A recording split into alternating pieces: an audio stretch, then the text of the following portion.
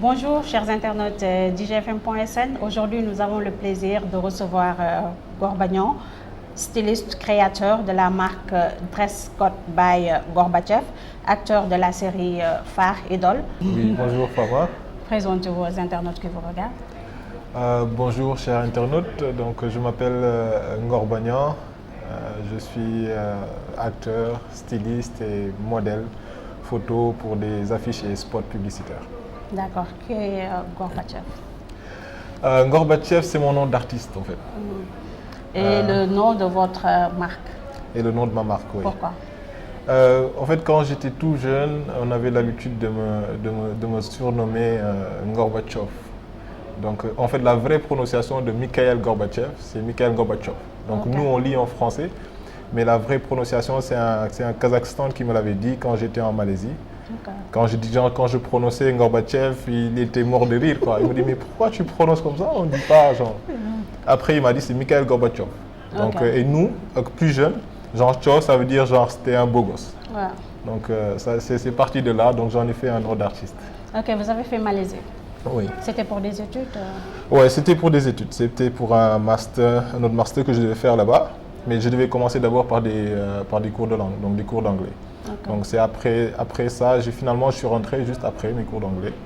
Parce que c'était un peu compliqué, et puis pour des raisons personnelles aussi. C'était compliqué avec un statut d'étudiant de travailler en même temps. Vous suivez quoi?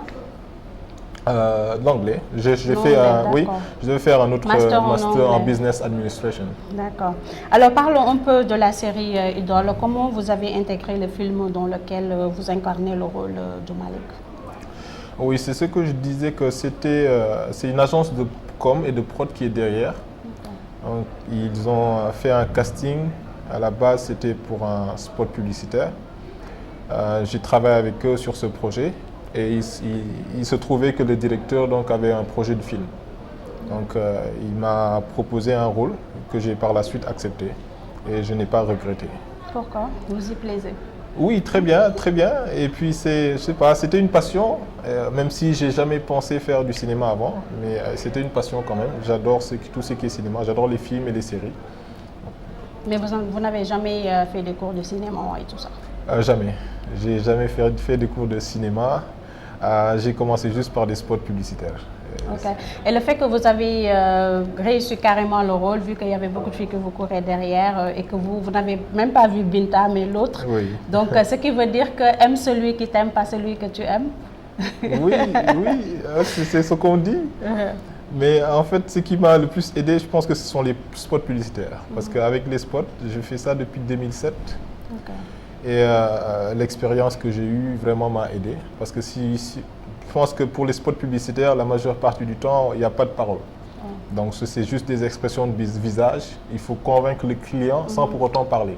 Donc après, pour vraiment mettre des paroles sur ça, ça devient un peu plus facile en fait. Ok. Qu'est-ce qui a été le plus difficile? Le plus difficile par rapport à quoi? Le rôle que vous jouez en fait. D'être devant les caméras, comme vous dites. Non. J'ai eu aucune difficulté. J'ai l'habitude d'être devant les caméras.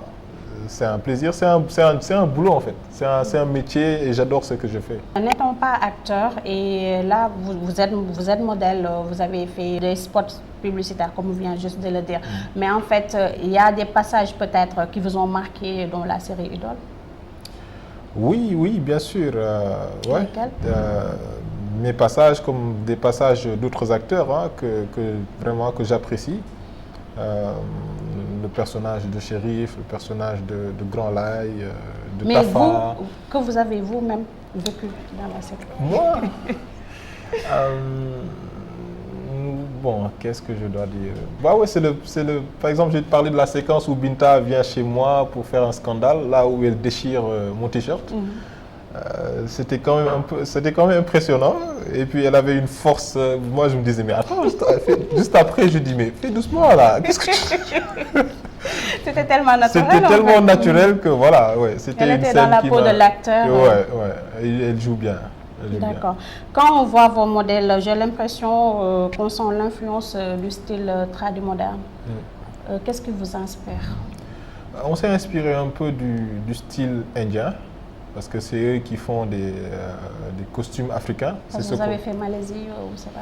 Oui, un peu, mais même au-delà de ça, à la télé, dans des films, par exemple. Voilà, on appelle maintenant communément nous tous costumes africains. On a un peu, on va dire, pioché sur le style là et puis mélangé un peu avec notre style qui est le style sénégalais.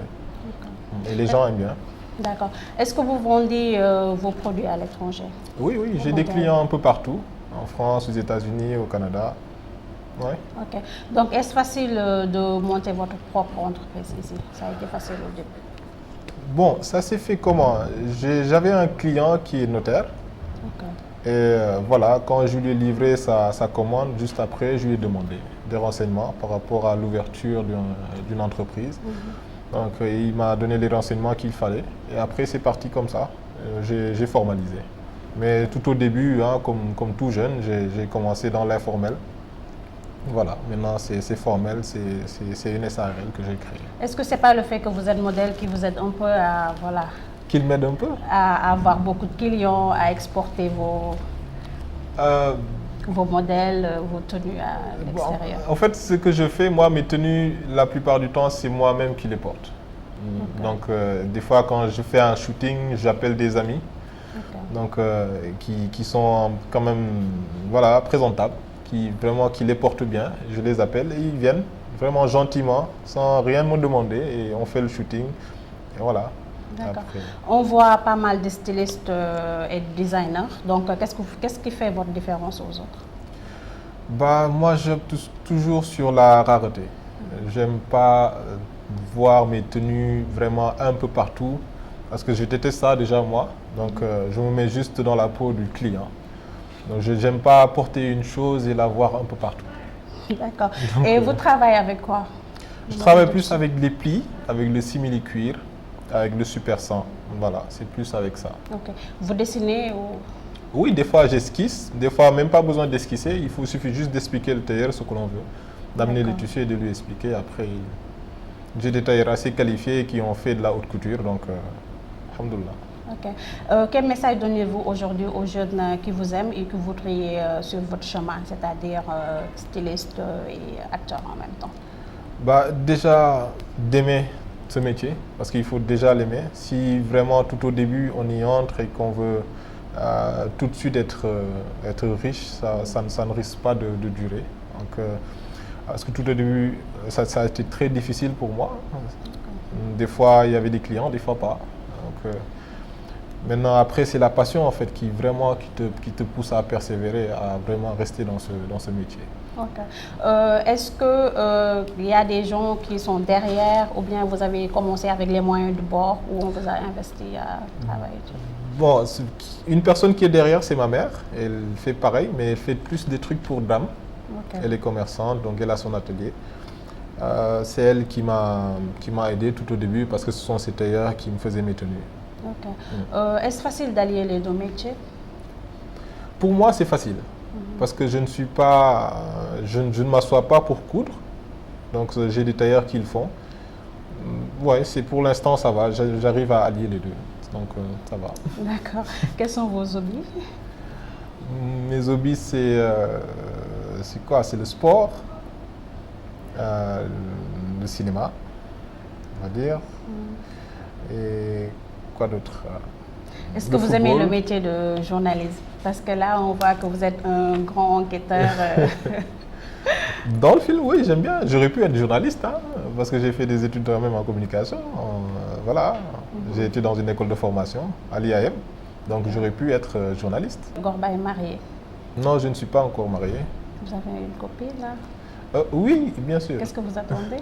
Qu'est-ce que j'attends? Parce qu'il y a beaucoup de filles qui vous courent derrière. Ah bon? J'ai des échos, moi. Je ne suis pas au courant. Hein. Non, je ne suis pas encore marié. Bientôt, Inch'Allah. Vos projets dans les médias? Mes projets, c'est juste de persévérer dans ce que je fais et vraiment d'arriver à être parmi les meilleurs. C'est mon souhait. Et je ferai tout pour y arriver, Inch'Allah. À quand une nouvelle collection? Très bientôt, très bientôt. Là, je travaille sur une collection femmes Elle sera bientôt disponible sur ma page. C'est la première fois que vous faites des trucs de femmes? Non, non, j'en faisais avant. Ok. À un moment, je me suis plus concentré sur les tenues par hommes. Ok. Parce que pour moi, c'est beaucoup plus facile de faire des tenues hommes. Ok. Parce que les femmes sont un peu compliquées. Vous êtes compliquées. Et les femmes, vous êtes très compliquées. D'accord. Donc, quel est votre dernier mot? Bah, je remercie déjà les internautes qui nous suivent. Merci de faire d'Idole votre série préférée. Je lis un peu sur le net les avis de chacun et c'est très encourageant. Merci, chers internautes d'IGFM.sn. On vous donne rendez-vous d'ici 15 jours avec un autre numéro de Côté Jardin. Merci.